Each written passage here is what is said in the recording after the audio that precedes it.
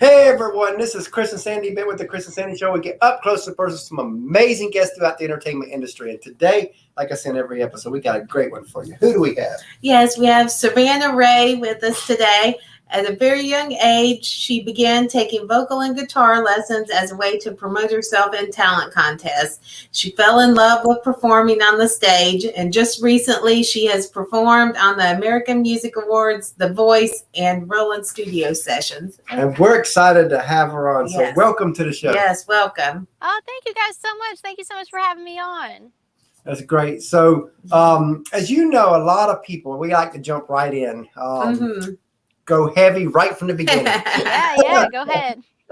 As you know, the entertainment world has been shattered with COVID. How did it affect you? And what have you done to maneuver through that crazy maze this last 12 months? Sure. So in 2020, the last show that I actually got to play was the San Antonio Stock Show and Rodeo, which I was so fortunate enough to play because I've been going there as a kid. I'm from San Antonio, so, going there for 20 years, I finally got to play it. So that was awesome. And that was actually on February 18th. And so the Houston Stock Show and Rodeo, which is the biggest rodeo that we have in Texas, that was a couple days after, and I was scheduled to play that as well.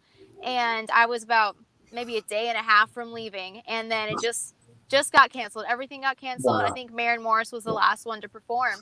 And after that, it was kind of like a snowball effect of everything else that I had lined up and everything just canceled.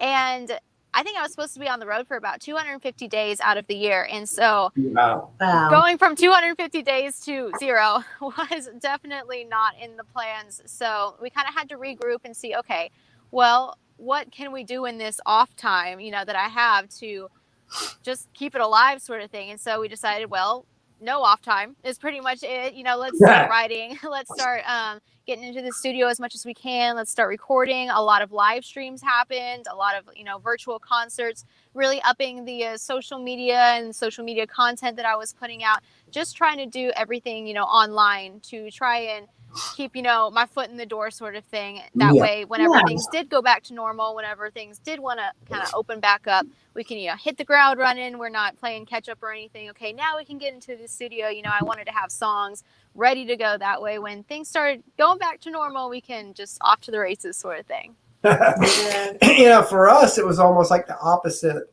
We started the show January of 2020. Oh, wow. And so a couple months before the COVID. Right, 2 months. And I remember our original plan was to do maybe 100 interviews our first year to kind of build that foundation. And then when COVID happens, I was watching everything get shut down. And I told Sandy, I was like, this might be our time to shine. Right. Exactly. Because people like you are going to need a place to talk. And I was like, we're going to give it to them. So instead of keeping it at a base of 100, let's just step it up and see what we can do. Sure. And we ended up interviewing over 300 people last year and over 400 now. Wow, that's awesome. That's awesome. Congrats. It's been a crazy adventure. So we kind of owe COVID for that side. We had to find our own silver lining through it. Right. You have to. You really have to. Last year, it was a little crazy, but congrats. That's awesome. So, what are some hobbies you like to do outside of music? Well, unfortunately, music takes up about 95% of my time. But I mean, I'm just I love photography. I love like the outdoors and stuff. I'm a country girl at heart, so whether that's anything outdoors, we do a lot of fishing in my family. At least we try to. But we do a lot of fishing, a lot of hiking, just walking. I used to ride horses all the time back when I lived in Texas, so there was a lot of that going on. I just moved to Tennessee, so I've yet to put down some roots.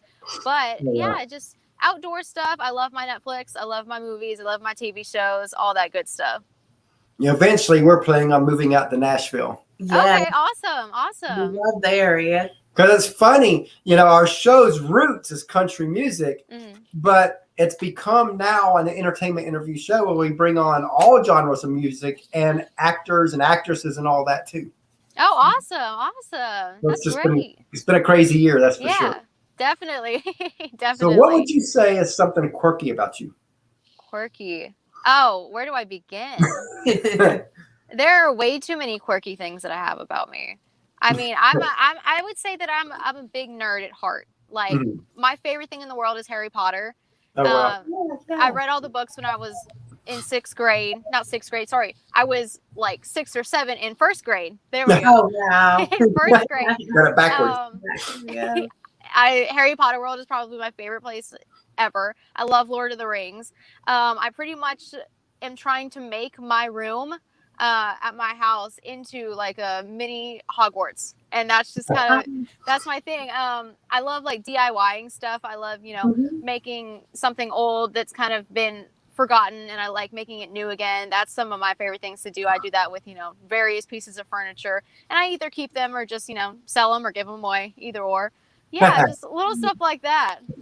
Oh, now, as you know, a lot of people, they see the glory behind like a Blake Shelton, yes. a Miranda, a Carrie, a Gabby, but they don't see the grind, the sacrifice, the tears, the struggles that it takes, not just to get to their level, but even a career level within music. And I always want to talk about that because I believe that a lot of people kind of sugarcoat this side of gloss it, over it, and they don't realize when they step in that there's so much sacrifice, so much struggles that you're going to have to go through if you're going to get any kind of traction. So let's go there a little bit. Tell us a little bit about that side. Yeah, sure. I mean, it is a full-time commitment. There is a lot of things that are just super different, I think, about this job, because this job is just not music anymore. Being an artist is something that is like you wear just so many different hats, especially if you're an independent artist and you're not signed to a major label or anything. I'm always finding myself doing graphic design stuff, having to do, my cover art, or having to do my own posters, having to do all my social media, graphics and everything. And then, okay, so that's one job. Okay, we have a social media manager. You could hire one, but it's gonna, it's gonna cost a little bit. So it's like, okay, now I got to figure out how to do social media now, I got to figure out the hashtags. I got to figure out, what to post, what people want me to post, sort of thing, what I want to post. It's a whole, that's a whole nother hat. And then, but all of these other things, that take up a lot of time out of the day and are oftentimes full-time jobs for other people. It's like, we have to somehow incorporate that as artists, but still be artists, still actually practice the music, practice your guitar, practice your piano, practice your vocals, whatever you're doing. And that's a full-time job in itself. So it's often a very tiring job, but it's very rewarding, when you finally get to put out music and stuff. But it's just, I would say that comes along with that is not a lot of friends, I would say, because you can't always go out and hang out with people. Yeah. You can't always. And they don't understand it a lot of times. Yeah. It's difficult. Friends, relationships, whatever it may be. People are like, hey, do you want to go out and do this? And you're like, no, I'm sorry. I have to,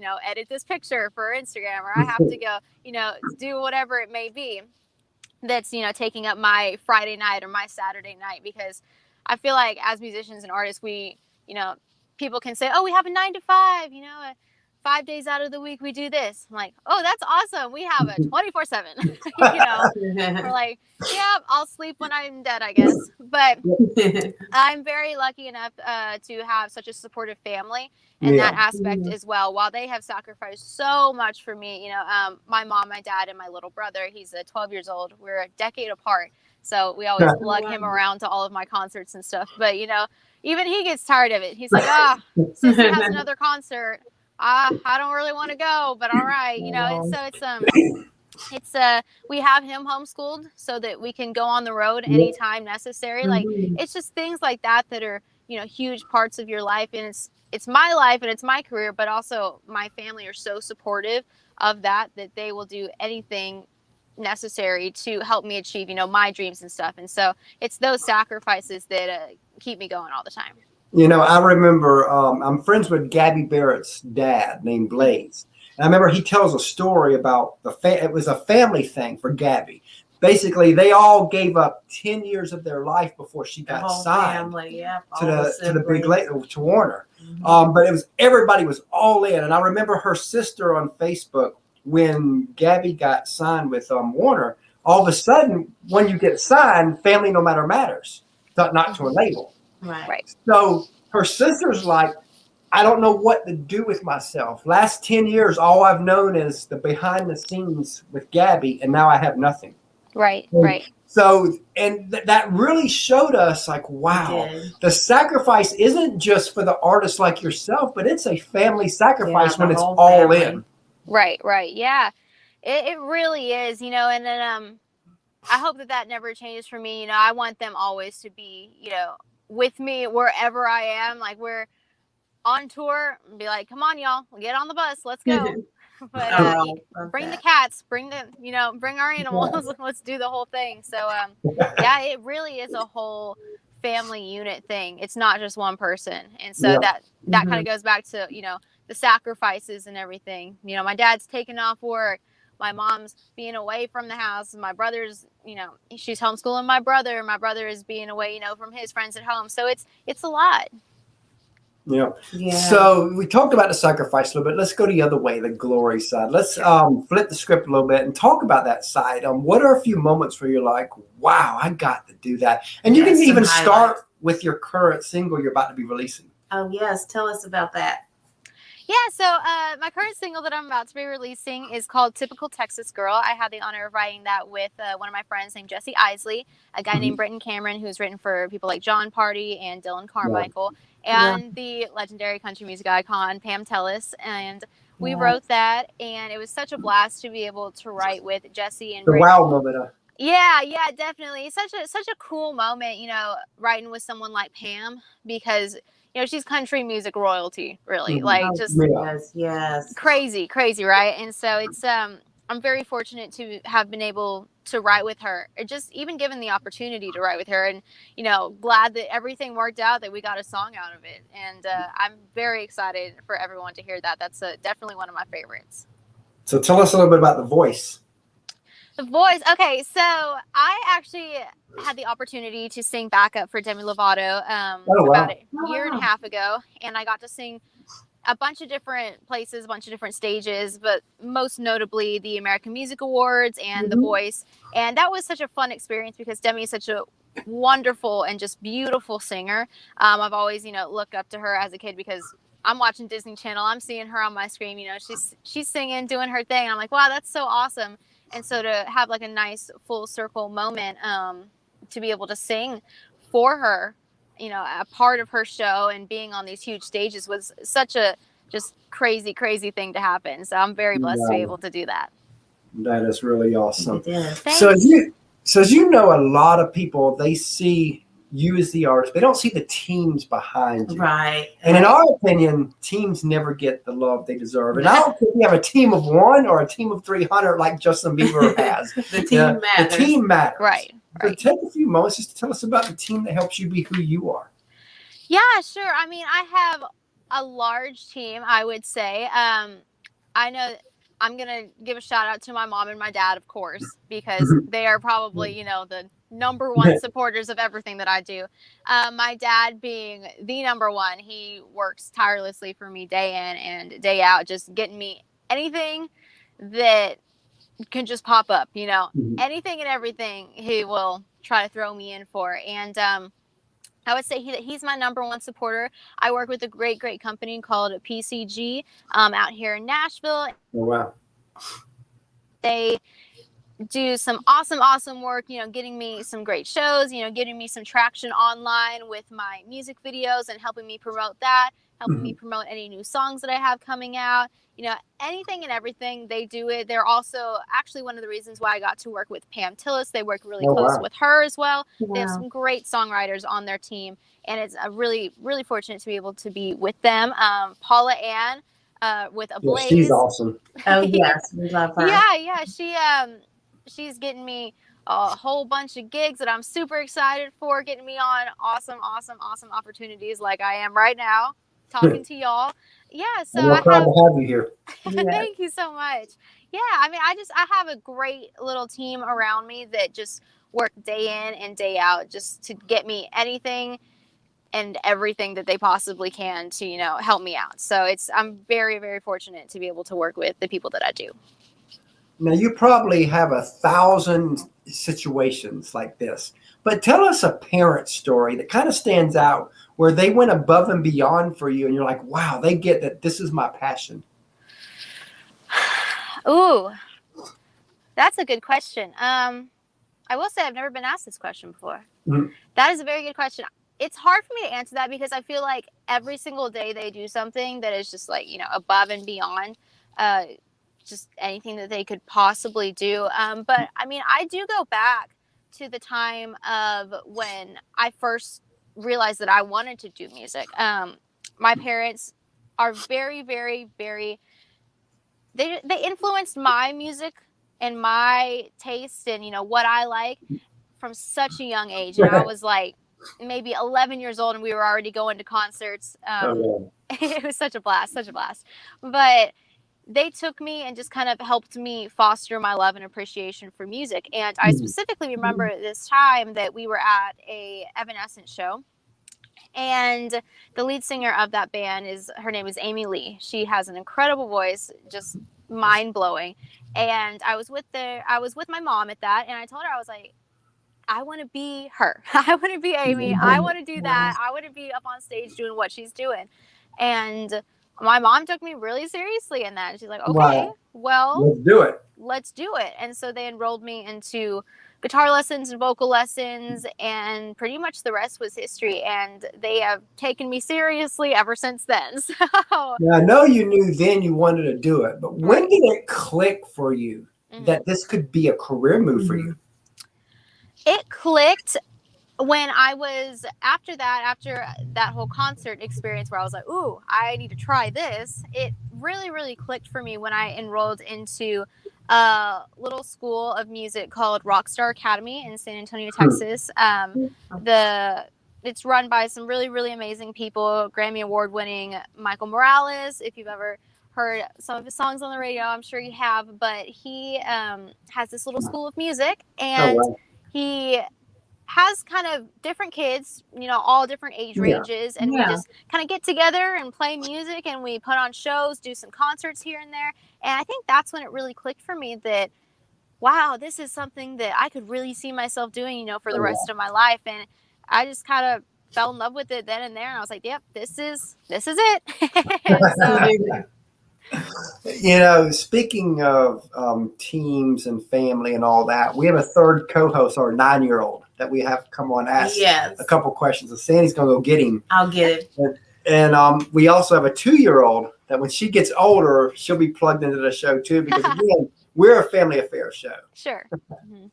That's awesome. I love that so much. So what's been, while we're waiting for him to come in, what's been a fan moment for you where a fan went above and beyond? One of the coolest things I think has happened to me is that I was in Atlanta. I was going to the Ryan Seacrest Studios and going to some of the hospitals and singing for some of the kids and meeting some of the kids that were there. And it's such a funny little thing that my dad and a group of people that supported me organized, is that he was going to take me to the mall, just to buy me something. I was like, okay, sure, let's go.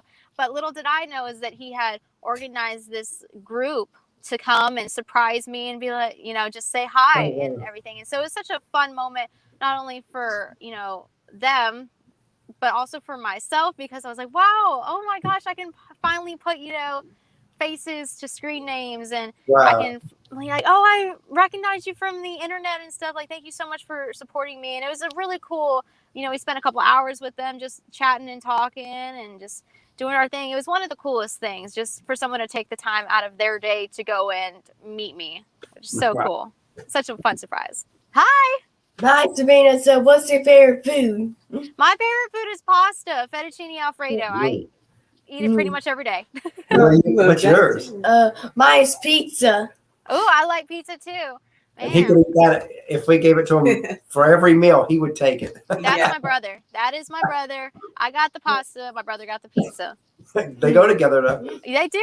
Italian food. So what's your favorite TV show? My favorite TV show. That is such a good question. My favorite TV show of all time is actually one called The Vampire Diaries. That's a great show. But I've honestly seen so many different TV shows. I'm very easily entertained. I could probably pick like 20 of them. Like, oh, that's my favorite too. I love it. What's yours? Mine is SpongeBob. Oh, that's my brother's favorite. Oh, wow. You and my brother would be friends. How old's your brother? He's 12. See, Wow. close to your age. Yes. And what's been cool about this is he has a lot of Nickelodeon and Disney shows that he watches, and we've been able to bring on quite a bit of people from those shows for him to talk to. In fact, Tuesday we've got one of the girls from Bunked, Oh, that's awesome. the girl that plays Destiny on there. She's coming on the show, so that's pretty cool. Awesome. That's great. Okay, so what's your favorite movie? My favorite movie is anything Harry Potter or Lord of the Rings. Oh wow! And what's yours? Mine is the Minions movie. Ooh, the Minions. My brother loves that movie too. He loves all the Despicable Me's and all that. Oh yeah, that's awesome. And little Caitlin, our 2-year-old, she loves those little Minions. For walking in a mall and the Minion stores, if there's something that has the Minions in it, she has to go in it. Oh yeah, definitely. Bye, thanks. Bye. It was nice meeting you. He thought that was pretty cool. That's awesome. So, who is an artist that you would love to co-write with? Maybe your ideal one, whether they're dead or alive, don't matter. But who would that? I'll give you two answers: an artist that I would like to co-write with, and an artist that I would like to do like a duet with. The duet one is George Strait. Hands down, he's my favorite artist of all time. Being from Texas, I lived like a couple streets down from him, and so it's he's my favorite to say the least. But someone that I would love to write with, that's also. I think I have two answers to that. Dean Dillon, which wrote a lot of George Strait songs. And then I would love to write with Miranda Lambert. She's one of my biggest influences as far as female country music goes. She is just awesome. I'm lucky enough to actually be a brand ambassador for her clothing company, Idlewind. And so that was like a dream come true because she's one of my favorite artists. So. In our last visit to Nashville recently for 4th of July week, we were able to go into her. Oh yes, and her bar. Yes. Somehow she's got it set up because you walk in. Even though most bars in the daytime let you bring kids in because they serve food and stuff, hers is really inviting for the family. It is. Right. It is. All the ones on Broadway that we done. It is. Mm-hmm. Yeah, I went there for the first time 2 nights ago. And I was like, "Ooh, this is awesome!" Yeah, it's really, really cool place. It is. So you probably have 1,000 answers for this. Just think of the one that just pops out. But what's a song you've heard, and it could be recent, could be in a while. But what's a song you've heard you wish you wrote? I love that question. A song that I've heard that I wish I wrote. It's going to be Cody Johnson. Oh, wow. He's awesome. Oh, He's great. And, it's the one that he just released. I'm drawing a blank now. Cody Johnson. I got to sing it. It's one of the ones that he just released. Honestly, all of the stuff that he just released is amazing. Yeah. You could really pick any of those. I could really pick any of them. I think it's called If You Can't. Oh. No. If You Something. It's If You Something. I know every single word, but at this current moment in time, my mind is blanking. But if you choose any of the 4 songs that Cody Johnson just released, I'd pick any of them. You're good to go, right? I'm good to go. I have no complaints there. They're so good. Yeah, as they say, Texas country's keeping it country, right? Oh, it is. Definitely. So in 2015, we interviewed Kelsey Ballerini before she was Kelsey. Yes. And one of the questions I asked her was where she wanted to be in 5 years. And I always like to tell this story before I ask a guest that same question, because the answer she gave us 5-6 years ago is it almost at a T of what she's living today. I mean, she knew where she was going and you weren't stopping her. She had it planned out. So knowing that, where do you want to be in 5 years? Well, I want to be where Kelsey's at. That'd be a good place to be. If we're being honest, I want to be where Kelsey's at. Because eventually I'd like to use another name, right? Yeah. Yeah, I have a lot of goals for myself. I obviously want to start putting out actual albums, 8 to 12 song material instead of, I love my singles, don't get me wrong, but, you know, just like a full body of work. I want to put out, you know, at least a couple. Mm-hmm. I would love to tour with people that I absolutely love. You know, someone like Miranda Lambert would be a dream of mine. Touring with Miranda, I love Carly Pierce. She's one of my she's awesome. favorite female country artists. But I also maybe want to, you know, spice things up a little bit and I'm really heading into this more country rock-ish sound. Yeah. And so I really want to do something with other people who do a lot of this country rock. A lot of people. Eric Church would be a good one. Yeah, that's a great one. Eric Church. There's a lot of artists in Texas actually that are kind of going on that edgier side of country. One of my favorites is I don't know if you've heard of him. His name is Co Wetzel. I'm not sure. I'm not sure. I have to look him up. He's pretty edgy. He's probably not for anyone under the age of 21, but but you know, I definitely want to do something with him. He's one of my favorites. I want to do things, you know, I want to play at the Ryman. I want to play at the Opry, of course. These things that I've dreamed of since I was little. I want to go to, you know, the CMA Awards. I want to be nominated for a CMA. All of those kind of bucket list checkmark things. If I showed you my list of things that I want to do, we'd be here until next Tuesday. my buddy Joe is saying we're on the weekend nice because usually we Monday through Friday shows. Usually every now and then. But since we've gotten back from Nashville 4th of July week, it's like it's been slow for booking shows. And we're just trying to get back into doing the shows again, so we were willing to do it on weekend. But after this, I think for the next 2 weeks, we're fully booked. Oh, wow.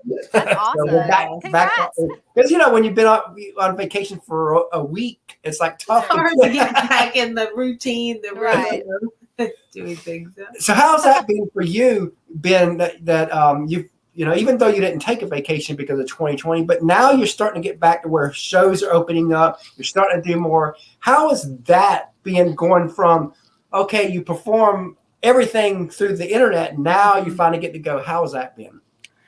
Right. I mean, I have honestly been waiting for so long. Touring is my bread and butter. It is what I absolutely love to do.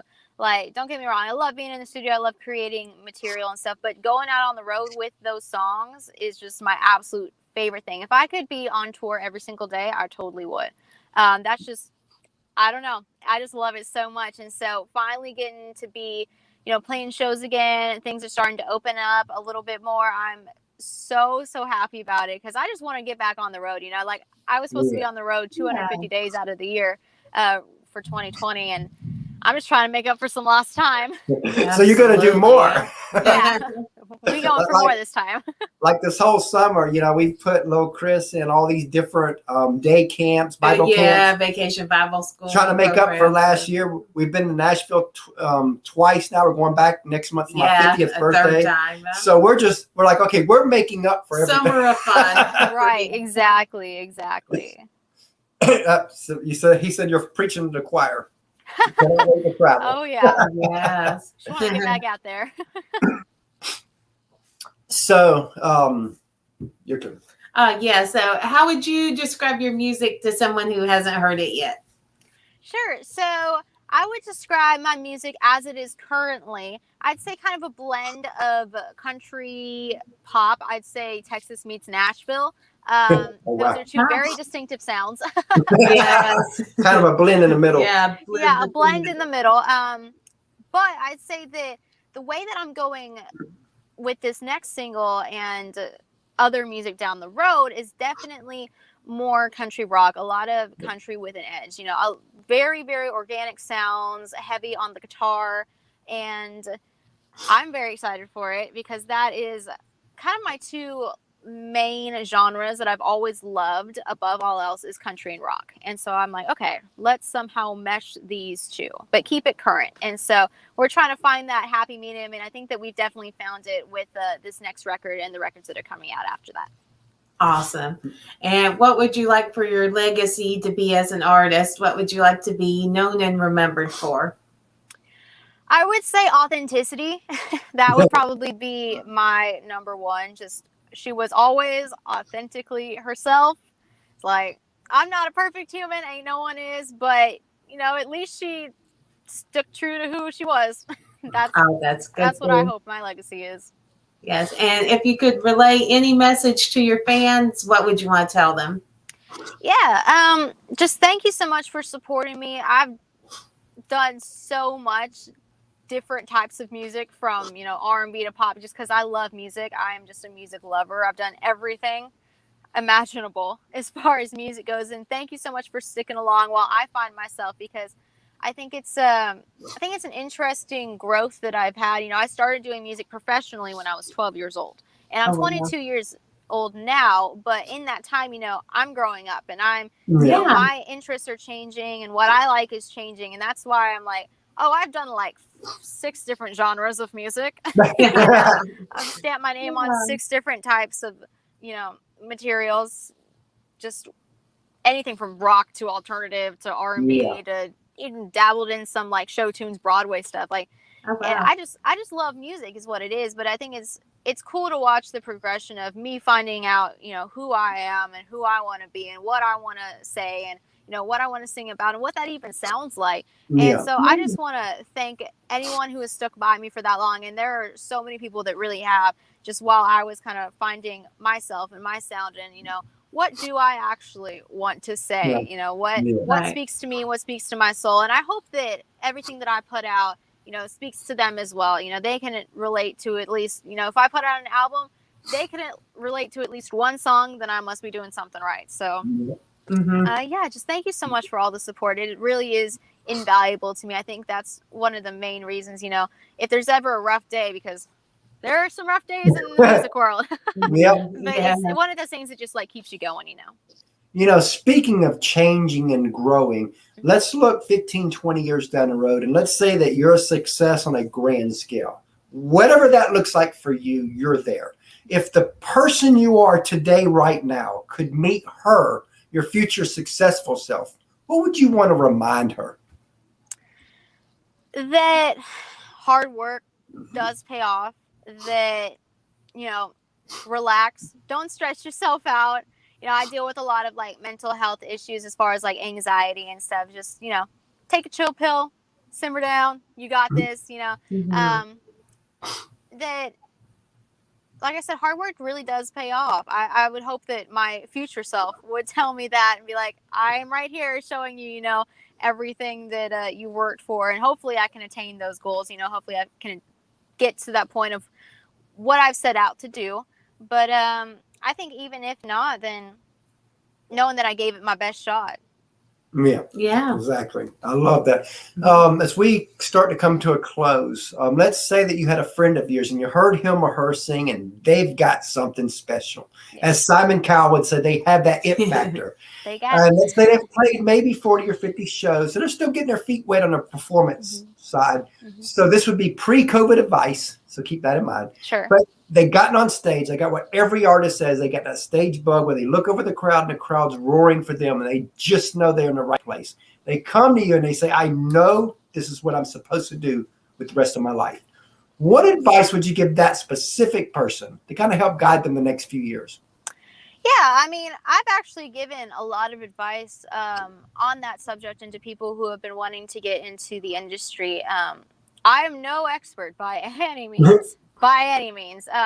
But I have been around the block for a little bit. I've been doing this for 10 years. So I've seen the good and the bad, the good, bad, and the ugly. But I think that write as much as possible, write as much as you can. I'd say play as many shows as possible, go to the free karaoke's that they have, at the local cantina, at your local Mexican restaurant. Just go out there, sing, Carrie Underwood Before He Cheats. I know it's been saying 1.5 million times, but, do it, go put yourself out there because you never really know who's listening. You never really know who's in the crowd.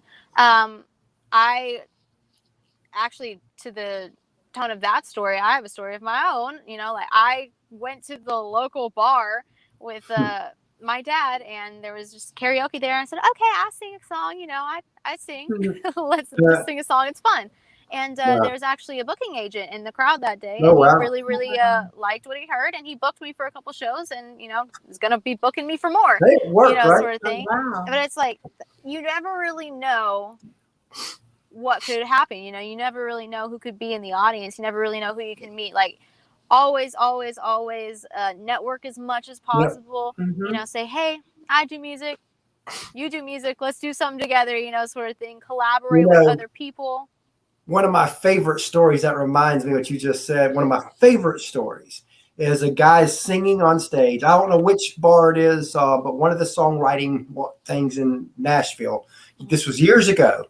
And after he was done with this one song, this guy walks up, unknown, and tells him, you know, I'm in Nashville to be signed. You probably know the story. I'm in Nashville to be signed. Mm-hmm. And when I get signed, I want to cut that song. Well, the song was The Dance, and it was Garth Brooks. Right. Can you imagine that? That's just insane. But it's stuff like that. It's like, keep writing and keep playing and, you know, keep getting out there, keep getting your face out there as much as you can. Just make people remember you. And I think that is probably the number one advice that I could give to anyone. Just work. And one of my favorite quotes is, let's see, how does it go? It's hard work beats talent when talent doesn't work hard. Yeah, exactly. And so the harder you work, the luckier you get. Right, exactly. It's like, I've been so lucky in all the things that I've gotten. And I'd say that 95% of it is luck. But it's the 5%. But it wouldn't have happened if you didn't work. You'll tell right, exactly. Right. It's the 5% of work that put me there in that position to have that luck, you know, sort of thing. Yes. And so I would just say that that's probably my number one advice to give to anyone else. I love that. So as we close, and my friend Joe asked, do you have a YouTube channel? So now it's time. Tell everybody the different social medias that they can reach you on. Sure. So all across the board, Instagram, Facebook, Twitter, all of those social media is at the Savannah Rae, just the Savannah Rae. And then if you look me up on YouTube or anything else, Savannah Rae. Just, it's all Savannah Rae, RAE. Love that. And, you know, we really enjoyed having you on the show today, and we look forward to having you back down the road for more updates. We do. Yes, thank you guys so much for having me. Thank you. It was our pleasure. Yes, you have a great day. Thanks so much for your time. All right, thank you. Y'all have a nice day now. You too.